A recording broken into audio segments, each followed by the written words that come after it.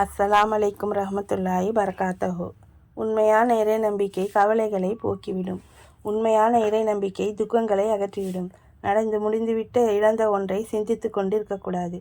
இறைவனால் முடிவு செய்யப்பட்ட விதியை புரிந்து கொள்ள வேண்டும். எல்லாம் விதிப்படிதான் நடக்கும், எனவே சஞ்சலப்படக்கூடாது.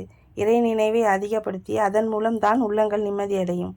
இறை நினைவை அதிகப்படுத்தி அதன் மூலம் பாவங்கள் மன்னிக்கப்படும். காலையில் இருக்கும்போது மாலை எதிர்பார்க்கக்கூடாது.